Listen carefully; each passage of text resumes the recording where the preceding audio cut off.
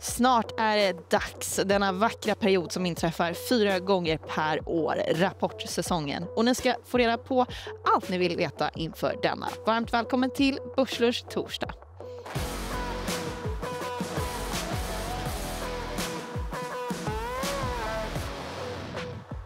Så är det verkligen. Vi är väldigt uppspelta inför dagens avsnitt och ska lära oss allt om rapporter. Och det ska vi göra tillsammans med Robin Berglund, medieansvarig på Pinpoint. Välkommen. Vi har Robert Oldstrand, aktiestrateg, Swedbank. Stämmer. Välkommen. Och så har vi Carl Hedberg, aktiechef DNB Carnegie Private Banking. Kul att se dig. Stämmer, tack. Otroligt uppspelt är vi. Ja, det är, jag tänkte säga, det är en maxad studio idag. Maxad. Ska vi börja med den enkla frågan. Kommer vinstestimaten gå upp eller ner efter Q3 om man tittar inför Q4 2026? Robin? Jag tror nog att de faktiskt kommer gå ner. Om vi tittar på Q2 så var det ganska ljumma rapporter, ganska tråkiga rapporter om jag får uttrycka mig så. Jag tror att det kommer fortlöpa även under Q3. Så att jag tror inte att de kommer justeras upp efter Q3. Robert? Ja, men det finns ju risk att de kanske behöver justeras ner. Men behöver vara dåligt för börsen, det är jag inte helt övertygad om. Det får vi komma tillbaka till. Vad säger du, Carl? Ja, men jag instämmer också, så att det är lite tråkigt kanske att det är samma syn. Det är ändå känslan att är det någonstans det ska så är det nog något neråt. Men jag tror inte det är på att det är någon dramatik i det så. Och jag tror inte att vi kommer se någon flod av vinstvarningar de här veckorna framåt. Men då kan man nästan tolka det som att det ligger också på något sätt i förväntansbilden då, om alla tycker det. Att det liksom, marknaden inte blir jätteöverraskad av att vi får något sänkta vinstestimat. Ja, det kan ju vara skillnad på case och case. Ja, det är såklart att det finns ju vissa case som har väldigt lågställda förväntningar och sen har ju aktiekurser i vissa case gått väldigt starkt. Så att där är det lite indirekt högre förväntan då. Sen tror jag det funnits en förväntan ändå att vi ska se någon form av återhämtning som hela tiden har knuffats lite framåt. Ja. Så jag tror att liksom den förväntan finns ju fortfarande lite grann i vinstestimaten och det tror jag man kommer behöva knuffa ytterligare då som ett kvartal framåt. Tålamodet har prövats i Sverige i alla fall framförallt. Men det går väldigt bra för halvledarbolagen på börsen idag efter att bland annat då OpenAI tecknat avtal med halvledarbolag och man förväntar sig att deras behov av då dessa kommer att öka. Noterat att Atlas får upp drygt 5% sist jag kikade. Sen kan vi nämna att Evolution faller idag efter att deras då filippinska partner har tappat sitt licensavtal. Eller spellicensen då. Och sen så har vi Intellego som stiger kraftigt efter att man har presenterat preliminära siffror för Q3. Bolagsstyrelse avser dessutom att genomföra ett aktieåterköpsprogram på upp till 100 miljoner kronor. Den aktien steg kraftigt. Många turer i Intellego, men där är i alla fall en till. Det var en omvänd vinstvarning. Nu är inte aktien upp så mycket längre. Annars har vi inte sett så många vinstvarningar i det här kvartalet. Ännu. Jag tror vi har sett EQL Pharma och sen var det här mindre bolaget. Är ni förvånade? Ja. Nej, faktiskt inte. Sen har det bara gått 2 dagar sedan kvartalet avslutades så det kan nog komma några till. Men jag tror inte det ligger jättemånga i riskzonen. I så fall, jag kanske tror att jag är Södertäljebördig så jag följer Scania väldigt kraftigt, de som jobbar där och det liksom går ganska tungt för dem och det kostnadsbesparingsprogram. Jag tror även att det kan spela på Volvo. Jag tror inte att det är liksom specifikt för Scania så att det är väl Volvo som jag är lite orolig för i så fall. Men annars tror jag inte det kommer vara någon markant. Vad säger ni? Nu har som sagt, vi har när brukar vinstvarningar komma? Är det 1-2 veckor efter? Men det är väl egentligen från nu och framåt rapporterna. Sen är det klart att så är det uppenbart en rejäl inbromsning från företag så har de nog sett det redan innan kvartalet är slut. Så att då hade vi nog kunnat se några sådana. Men nej, jag tror inte heller att vi kommer se någon större flod av det den här veckan. Jag har för mig att inför Q2 så satt vi också och resonerade om att det borde komma fler vinstvarningar. Det kommer inte så många då heller. Nej, och det är bolagsspecifikt som har kommit en del nedskrivningar kanske eller på annat sätt man skär lite kostnader som kan belasta kvartalet eller liknande. Det är mer så, det har inte varit någon dramatik på slutmarknaden kanske då. Och jag kan redan tycka att vi kommer att se samma trender som vi såg i Q2 och på slutmarknaden även då i Q3. Det har inte blivit sämre men det har inte nödvändigtvis blivit bättre. Där har varit lite fickor av svaghet. Jag tyckte det kändes som att vi pratade om att Q2 skulle bli en väldigt viktig rapportperiod. Och sen så var det liksom, det blev inte så mycket mer än så än att vi pratade om att det skulle vara så viktigt. Att nu kanske vi förväntar oss att Q3 det är det här mellankvartal. Kanske blir nu det blir så himla viktigt och att det händer massor som inte kan förväntas. Vi vill ju gärna att det ska vara viktigt. Ja. Men det kan ju vara så, men estimaten är ner, vi har ältat valutan, vi har ältat tullar, att det kanske den största osäkerheten är på något sätt Det finns inte så mycket utrymme för dramatik. Nej, och vi sammanställer ju på Pinpoint liksom omvända vinstvarningar och vinstvarningar. Vi såg att det var 42 stycken till antalet första halvåret, vilket är ganska mycket högre än vad det var förra året. Då var det omkring 28 bolag som gjorde en vinstvarning. Så det har ändå varit fler än vi jämför 2024. Så det har ändå varit lite tuffare. Men med det sagt så har det ändå varit en del, så jag tror inte det kommer jättemånga nu eller inför Q3. Vi kan väl göra lite backtrading och titta hur vinsttillväxten har sett ut och framförallt då i Q2. Vi har ringat in Q2 och det var ju såväl i absoluta tal eller förväntanstal och utfall ett svagt kvartal vinstmässigt. Det var inte så stor reaktion. Nej, precis. Och börsen var ganska motståndskraftig under sommaren. Så gick det förvisso ner i våras så att värderingen hade kommit ner. Men på aggregerad-nivå, den där datan inkluderar omkring 350 börsbolag. Och vi såg ju helt enkelt att det var negativ resultattillväxt på aggregerad-nivå om man missade över förväntningarna. Så att tala om det var ganska ljumna rapporter under Q2. Jag tror även det kommer som sagt fortlöpa till Q3. Jag tror också att det kommer fortsätta med en ljummen vinsttillväxt här. Ja, men alltså, det ska man vara beredd på. Jag tror inför Q2 så var det väl mycket snack också om tullarna skulle ge någon effekt då. Det är kanske nu, vi kanske ser lite mer kommentarer på det. Och jag menar, det beror också på vilka typer av slutmarknader det är. Och jag tror vissa av våra svenska bolag, ta Assa Abloy, Atlas, de är nog duktiga på att kunna korrigera för pris. Det är nog värre bland konsumentbolagen och eller som har konsumenten som slutkund. Så det kan nog diffa rätt mycket det där också. Och jag har svårt att säga att det skulle vända så pass positivt i det här kvartalet, för att valutan har väl visserligen inte haft som lika stor rörelse, men den har ju ändå rört sig något åt fel håll eller det negativa hållet. Och sen tror jag att bolagen har väl haft en viss positiv effekt av förköpseffekter också när tullarna väl kommunicerades. Så att det vägde väl upp lite grann ändå under Q2. Och den effekten tror jag inte kommer vara lika tydlig under det här kvartalet. Nej, och där kan det faktiskt vara tvärtom. Det gör det vad Thule sa, att det var en viss förköpseffekt då inför tullarna, och det kommer väl synas lite grann här under Q3-rapporten. Så att det kommer vara skillnad på liksom, mellan bolagen. Jag tyckte det var förvånande få som ändå pratade om det. Kanske bland konsumentbolagen, men bland de större industribolagen som pratade om förköpseffekter. Det känns, jag fick ju lite corona-vibes när man pratade om att allting var riktig efterfrågan när det egentligen var väldigt mycket lageruppbyggnad som skedde då.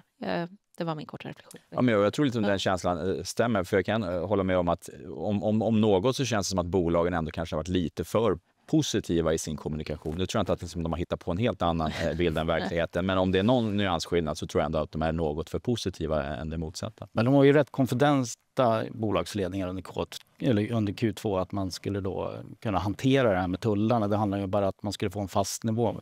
Tidigare visste man inte om det skulle vara 10%, 40% eller 80%. Så att sådana där saker då, kan ju spela roll. Men de var ju rätt konfidenta ändå. Och sen är det som vi brukar prata om här, det känns som marknaden inte är speciellt orolig för valutan, eller snarare man ser det nästan som någon one-off ibland. Man brukar inte sätta så stort värde på det man värderar. Lågt P-tal på det. Ja, nej, men så är det ju verkligen. Och jag tycker det har väl varit lite tendensen i marknaden nu här under det senaste året. Man blickar förbi lite kortsiktig osäkerhet och kortsiktiga negativa nyheter, och så tittar man lite längre fram och ser liksom mer en positiv bild istället. Och det är intressant att du säger, för vi har en graf som visar på vinstförväntningarna kommande år. Och om vi fokuserar på Sverige här, Carl, 0% i år, men sen nästa år, då jävlar. Ja, exakt. Så att det är ju en tydlig bild på att det ska vara en återhämtning, och det här var väl även till viss del även för 25 tidigare som då har reviderats ner. Men jag tycker att det här visar ju ändå på att förväntningarna är rätt högt ställda. Det här har ju varit en anledning till att börsen har gått starkt under det här året som har varit, även om det var en svag period från februari fram till april. Men jag tror att det där är en motvind för börsen från de här nivåerna och framåt, att förväntningarna är något för höga och att vi ska se. Om vi kan få upp den grafen, det som jag tycker sticker ut här, det är ju alltså att det kommer en uppgång 2026 kan ju bero på många faktorer. Dels att basen är så mycket lägre 2025. Ja, men så är det är ju en återhämtning, absolut. Det som sticker ut tycker jag, det är ju 2027, att då förväntas det accelereras ytterligare. Ja. Sen tror jag det dels också ligger lite grann i att det är nästan lite av ett normalläge. Man tänker att det ska vara ett normalår igen, och då ska vi ha den här vinsttillväxten ungefär. Och sen när vi börjar närma oss så blir det lite justeringar på det. Jag tror att det till viss del även är kopplat till det. Ja. Några tankar kring det här från dig, Robin? Nej, men vi ser samma typ av data bland våra investerare på Pinpoint. Vi har ju 20 000 plus investerare som lämnar sin estimat och de är ganska entusiastiska inför nästa år. 2026 ska bli liksom revanschåret. Men det var det faktiskt nästan 2024 också när vi tittade 2025, precis som du nämner Carl. Och där vart vi besvikna, men vi får hoppas på att 2026 blir mer positivt än det gångna året. Jag tror det är inte annat för att försvara de här nivåerna vi är på börsen. Verkligen så, för det är ju nästan det som är inprisat just nu. Jag tror att när vi startade året så var det en förväntansbild på 10% tillväxt i Sverige, va? Om jag inte minns helt fel. Så att det är ju helt bortskalat. Men det är ju kronan som har gjort det. Och om dollarn inte fortsätter ner ännu mer så kanske vi inte får samma effekter nästa år om vi tittar. Jag tycker Robin hade med sig en intressant graf som visade lite grann på vilken storlek på bolag som det har rört sig mest kring. Du får nästan förklara den här, men helt klart är ju sweet spoten är ju någonstans i, vad ska man säga, mid-cap-segmentet. Ja, precis. En form av mellanstora bolag med market cap mellan 2 till 10 miljarder. Och den här grafen illustrerar att vi sitter på den förväntade omsättningseffekten för rapportsäsongen med de gråa staplarna. Och sen då efter Q2 har publicerats. Så vi ser att helt enkelt att det har varit nedskrivningar för de mindre bolagen men även de större bolagen, förmodligen drivet av exporter, delar som bromsat in och även del valuta. Men sweet spoten är tveklöst de liksom mellanstora bolagen. Varför då kan man ställa sig frågan. Men jag tror att de ändå är någon form av, som du nämnde, sweet spot, att man är tillräckligt etablerad men man är tillräckligt små för att liksom kunna vara agila och förändra sig snabbt baserat på liksom hur landskapet förändras där ute. Några reflektioner kring den här bolagsstorleken, 2-10 miljarder som är bäst, vad det verkar som just nu? Ja, men jag tror att det är väl kanske där man tydligt ser de här effekterna av att det ändå börjar se lite ljusare ut för en konsument, att räntesänkningarna i Sverige och Europa börjar slå igenom. Det är väl bolag som ändå har en verksamhet som är utanför Sverige men kanske inte är då så tung på USA till exempel, medan de här i det ännu mindre segmentet, men de är väl mer domestika och kanske liksom har verkligen sina små nischer och där är många andra faktorer som spelar in då istället. Och ni frågar, förlåt. Ja, jag ska bara säga, och framförallt så var det ju Svedbergs och Byggmax som levererade bra rapporter i Q2. Så att och de är ju inom det segmentet i market cap och det är också konsumentrelaterat. Så att Byggmax har ju sin högsäsong i Q3. Den rapporten tycker jag ska bli intressant för att se någon form av konsumentmönster. Vi ska fråga dig tidigare hur mycket börsen kan gå upp med de här vinstestimaten. Och det är bra, för Robert har svar på den frågan. På nästan decimalnivå. Otroligt intressant graf. Berätta var kommer målkursen ifrån? Den orange är ju så som OMXS30 har gått. Och den har ju gått upp ytterligare lite grann idag med på verkstadsdrag. Men det här är ju egentligen, jag menar OMXS30-bolagen då har ju analytiker som följer bolagen då, så har man ju då riktkurser på bolagen. Då har man ett genomsnitt då av alla analytikers riktkurser på alla OMXS30-bolag då, så det blir en bottom-up vad de har då men som en genomsnittlig då, riktkurs då för bolagen då, så kan man då modellera på att men då får man ut en graf på det då, så att till deras riktkurser då, hur stor uppsida är det då? Nu är det inte så mycket då på 12 månaders sikt, 4-5%. Så att vi är nog kanske i behov av lite då uppjusterade vinstestimat då, utifrån deras riktkurser. Men sen är ju riktkurser vad de är då. Det är väl de underliggande Ändå intressant att målkursen har ökat i takt med att vinsterna har gått ner. Vinstestimaten har gått ner. Då. Ja, men det kan jag menar, inte få prata skit om analytikerna, men den tenderar ju att följa med då hur börsen går helt enkelt. Hur de olika aktierna går. Ja, men så är det väl med många av de här riktkurserna som är tunga i OMX30, även bank och verkstad, har ju haft en bra utveckling, de aktierna här under de senaste månaderna. Så efter Q2-rapporterna så var det väl en hel del uppskruvade riktkurser. Man får skruva på lite andra parametrar än vinsten helt enkelt. När man Ja, jag har varit analytiker i många år. Du kan alla knep. Man kan alla knep. Väldigt kreativa sätt man kan få upp det där på och ändå låta smart. Vi kan väl titta lite grann på verkstadssektorn som väger tungt på börsen givetvis. Vi kan börja med att titta på en kursgraf tror jag från årsskiftet. Och det här är då lite anmärkningsvärt eftersom verkstad går så otroligt starkt just idag. Jag tror Atlas är uppe över 4% och då har vi med det här som du nämnde i början. Börsen är uppe 1,3 sist. Ja, men verkstad går väldigt, väldigt starkt. Några reflektioner kring det för det första? Att verkstad går så otroligt starkt. Ja, men Minsta lilla exponering mot AI och halvledare ska ju uppenbarligen ge en jättepremie. Ja, jag menar, det verkar ju så att nedgångarna lyser med frånvaro där, men positiva nyheter då får ju effekt på kurserna. Så att man har ju onekligen positiv tolkningsföreträde. Men sen är det ju en återhämtning vi modellerar då prognosmässigt, då, både på om man tänker stora konjunkturer men även vinsterna. Så att, det är jag känner det här är väldigt svårt. Alltså nu känns det som varenda nyhet kring AI-halvledare ger enorma uppgångar. Jag vet ju när jag jobbade under IT-håsen, då var det typ en bolag gick ut och sa att de skulle bygga en ny hemsida, så var det 5% upp bara för att nu blir det internetexponering.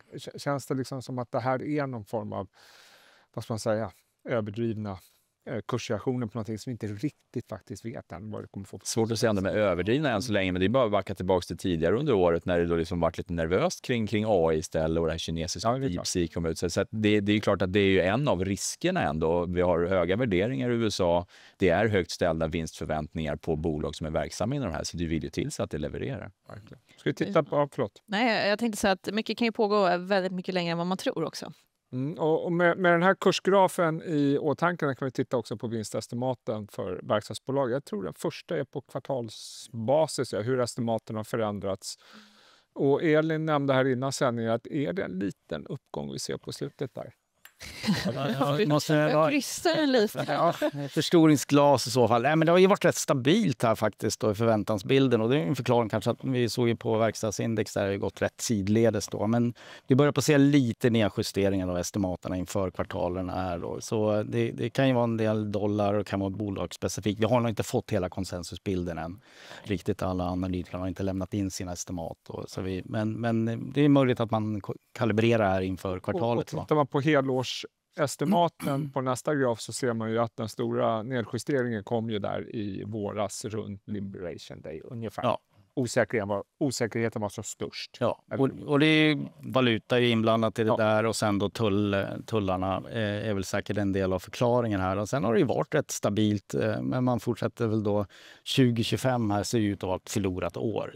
Och man hänger i sig på vad som komma skall då. Att vi ska få en bredare, jag menar tidvattnet lyfter alla båtar då, eller mer då. Så jag menar, det finns ju fickor och styrka i slutmarknaden där, men att konjunkturåterhämtning med mera då, ska ju då lyfta flera segment. Innebär det att man kommer vara ganska förlåtande också om Q3 skulle komma in lite svagare?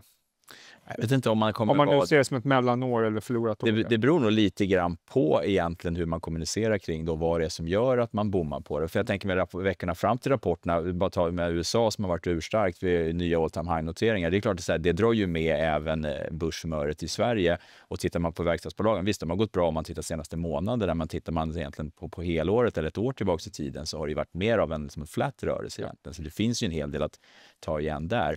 Men skulle de prata om att säga att nej, men vi ser en fortsatt eller inbromsning av efterfrågan och att vi har svårt att hantera hur vi ska kompensera för de här tulleffekterna, vi kommer se sämre marginaler, då tror jag inte att marknaden helt bortser från det. Och sen kommer det ju skilja sig mellan olika bolag där, och Sandvik, SKF har ju gått väldigt starkt. Atlas har ju inte gjort det. Då, så att, nej, precis. Där kommer man med förlåtande. Ja. Jag kan tänka mig sådana case som tydligt har släpat efter. Ja. Absolut. Andra case som släpat efter är väl konsumentsektorn, fast inte alla bolag riktigt. Det har ju ändå några som gått hyfsat bra, som jag också tror att du gillar. Men vi ska först titta på en liten graf, tänker jag, som kan få inleda samtalet. Carl, berätta vad vi tittar på här. Ja, men, 2 grafer här då, som visar på att det finns väl någon form av förhoppning om att konsumenterna kanske börjar tina upp något efter den här perioden med höga räntor och svag konjunktur. Så att vi ser att både då utlåning till hushåll och nybilsregistreringar ute i Europa ändå visar lite tecken på tillväxt igen. Och jag tänker mig att det här är ju faktiskt effekterna nu när vi har både från ECBs håll och från Riksbanken mer eller mindre nått i mål med räntesänkningarna. USA ligger ju lite efter där, så att det är inte riktigt samma där. Men att det här ändå kommer börja synas som positiva effekter för bolag som har just konsumenter som sin slutkund. Robin, några konsumentreflektioner? Nej, men jag delar väl den bilden. Vi såg ju många bolag med liksom kapitalintensiva produkter. Det har gått tungt. Kabe till exempel gick ju väldigt tungt förra året. Men blickar man framåt där så ligger både vinstestimaten och omsättningsestimaten ganska kraftigt. Så man tror på en återhämtning nästa år. Vi såg Inwido också gått ganska tungt förra året. En del konsumentrelaterat. Har även en del mot nybyggnation med fönster och liknande. Där tror man också på en återhämtning. Och sen ser man det är väldigt, jag ska säga som du nämnde, lite väldigt bolagsspecifikt. Vi har ju Svedbergs jättebra, Byggmax gick en bra rapport, Nella har levererat fantastiska tre kvartal i rad. Vi har Europris som har en 2-siffrig tillväxt. Så att det finns tveklöst konsumentbolag som navigerar väl där ute också. Konsumenten är inte helt liksom fryst utan semitinad skulle jag säga. Jag fick lite gröna skott där från Sverige för någon dag sedan här på detaljhandelsstatistiken där. Den var ju åt det positiva hållet i alla fall. Så att om det är en engångsföreteelse eller inte, men det kan ju vara början på en... Men det borde även gynna bolag som Nibe då som är ner 15% i år och sånt där som... Ja, men absolut. Sen tror jag att en stor negativ effekt de haft tidigare har ju varit att det har ju funnits alldeles för stora lager i återförsäljarleden och det har varit en ganska liksom, stor upprampning av produktionskapacitet. Så att nu har man liksom kommit förbi den perioden och fått ner lagren till rimliga nivåer. Så det tror jag också är en bidragande faktor. Men absolut att konsumenten börjar våga göra den typen av investeringar igen kommer ju helt klart gynna dem. Och kan Nibe få igång försäljning, men man har ju lanserat många kostnadsbesparingsprogram och då har de ju kommunicerat att det har gett effekt. Kan man då öka försäljningen, men då kommer ju marginalen gå upp ganska kraftigt om man kan bibehålla output. Det känns som det är många sådana typer av konsumentbolag. Jag tycker vi har Dometic, vi har Electrolux, vi har BOG och Byggmax som alla ligger på den här sidan av att de har varit ganska utmanande de senaste åren och framförallt då på lönsamheten. Krävs inte så mycket omsättningstillväxt för att liksom ska få snurr på det nu med alla besparingsprogram som man har varit. Nej, så är det. Sen är det vissa av de där som fortfarande har lite grann av den här frågan med balansräkningen som på något sätt ligger på minussidan. Att man behöver verkligen få se den här återhämtningen i efterfrågan för den kan inte ligga för långt framåt i tiden för då kommer det bli ett problem för. Verkligen. Electrolux, Dometic. Är vi redo för Q3 nu? Elin? Ja, jag har aldrig känt mig mer redo inför en rapportsäsong. Är det så? Ja, nu kör vi. Kul! Vad roligt. Och ni är redo också hoppas jag. Alltid redo.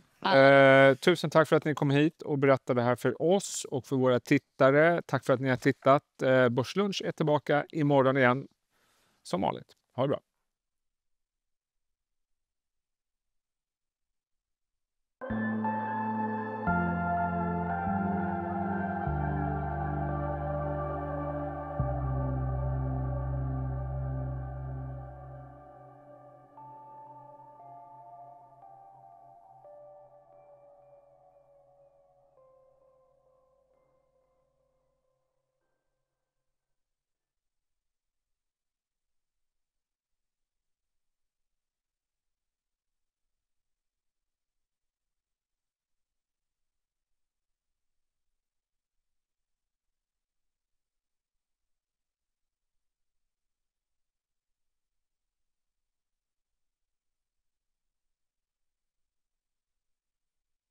Det här är en podd från EFN Ekonomikanalen. Ansvarig utgivare är Anders Hägerstrand.